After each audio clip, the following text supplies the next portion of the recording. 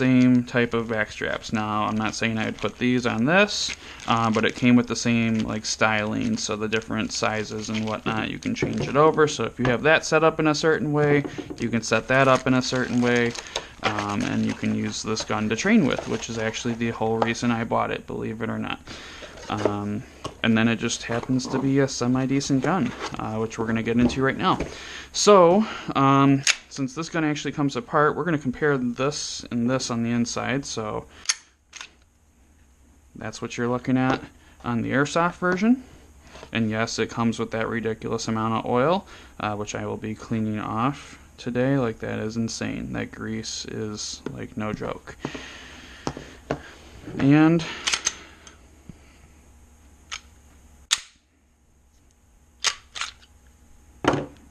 so, yeah, real gun, actually quite a bit more simple than the airsoft gun.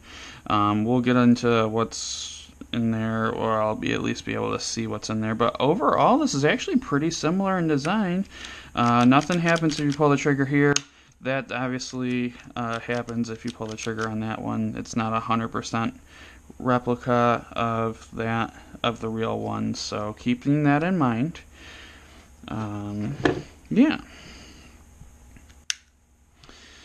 Okay, so we're going to put this back together here, just because I want to have an accessible firearm handy if needed. It is nighttime as I record here in my basement. So, thoughts about the gun. Overall, I enjoy it. I'm happy I spent the money that I did on it. I ended up getting this thing on Black Friday sale. Like I said, I've been waiting for a while for this gun to come out. So I only paid $115.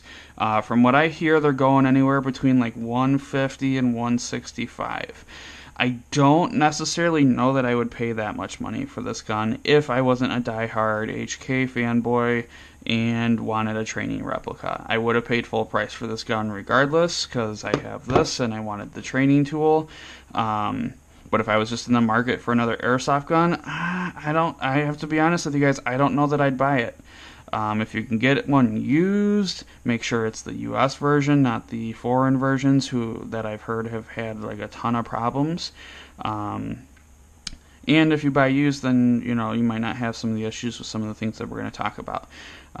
Or you might have even more issues with some of those things. So we'll get into that in a minute. Overall, the gun shoots great. It does get through a full mag on gas. I haven't really truly tried to make it run out by rapid firing the crap out of this thing, but I haven't had any issues with like normal reffing use, hit checking.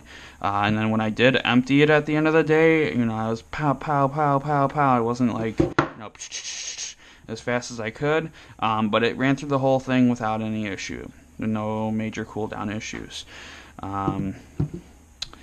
Mags, I have found them as cheap as 36. That is from my guy, though, who can get me stuff below map. I'm not going to name who that is. But I would imagine these are probably going to go for the same price as Glock mags. So you're probably looking at $45 a pop. Ouch. Hop up is pretty good. Pretty easy to adjust. It's just that little wheel there. It is a stiffer hop up, which is kind of nice, so it'll hold itself in place. And it has a pretty decent range. Not as much as my favorite. You're still my favorite. Don't worry, this ain't gonna replace you. That's my H&K 45 by KWA, in case you were wondering. But this thing's got a pretty decent hop up. I would compare it almost to as good as the Glocks. And I probably need to fine tune it a little more. I was outdoors and I was kind of in a rush to get into the reffing gig. But anyways, let's get into taking the gun down.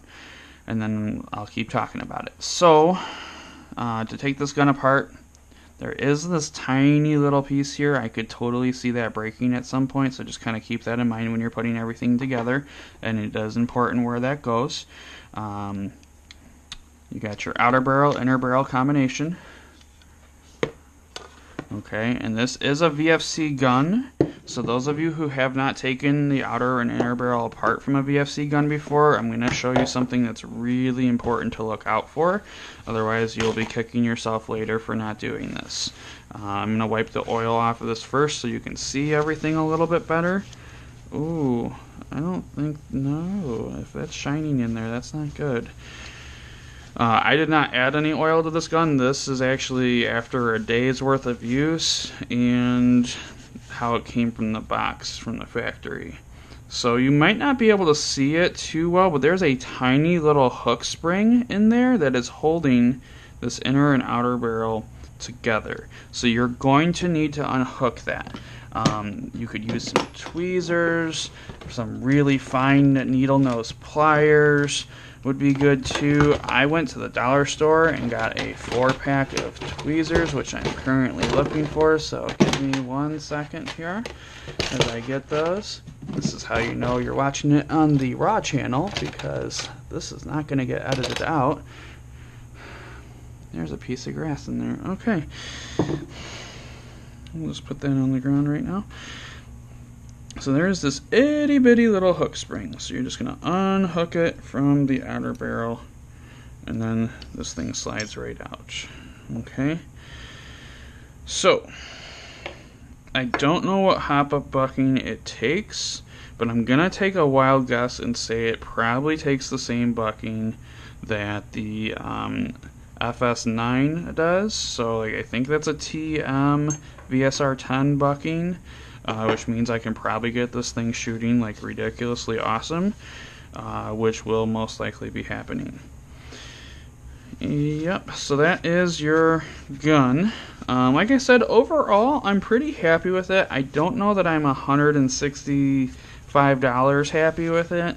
One major complaint I do have about this gun, and it pains me to say this, is when we put it back together, you're going to notice I'm going to struggle with this lever here. And I had worn that in for quite a while because of this issue too, but it is a pain in the butt, and you have to like really finagle it and work with it. It just does not want to slide back up into the up position when you're trying to put the slide and everything back together. It doesn't want to go and do that for whatever reason. I don't know why, but that has been a consistent issue with mine, at least.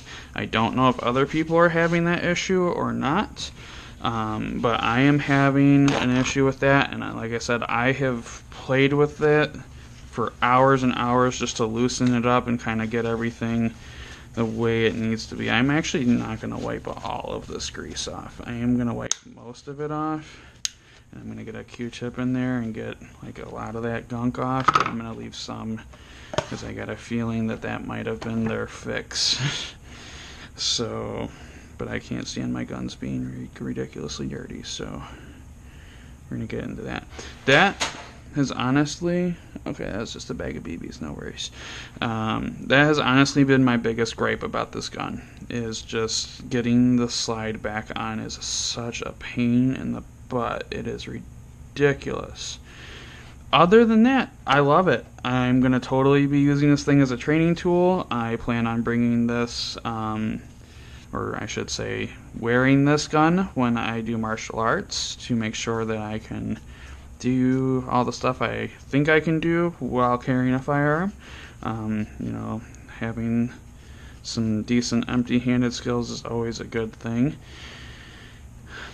I got that term from Active Self-Protection, so if you don't watch that YouTube channel, you probably should. It is an amazing channel. The guy who does all the videos is awesome, a really great dude. Highly recommend you go check him out, give him a sub. You'll get some good lessons every day from him. He does post a video pretty much every single day, so that's amazing to me. Alright, and fun fact about him, he actually carries a VP9 himself, so that's kind of cool. And I did not know that before I bought mine. I actually had never even heard of the guy up until this year, and I've been carrying this gun for over a year at this point. So, yeah, well, that gun, not the airsoft gun. Been waiting for the airsoft gun for quite a while. So yeah, like I said, this all this oil that you see me getting off here, this all came with the gun. So I don't know if they went like Russian style on this thing and like dipped this gun in a bucket of oil before they shipped it out, but this is like ridiculous. Like, even as I was pulling it out of the plastic bag, there was some oil like on the outside of the gun. It was insane how much oil there was. Absolutely insane. No gun should ever have this much oil on it. I was actually half tempted to clean the gun before using it. I probably should have, hindsight 2020. But I wanted this to be as pretty raw as I could get it for you after getting some shooting experience with the gun too, to give you an idea of what was going on with this thing.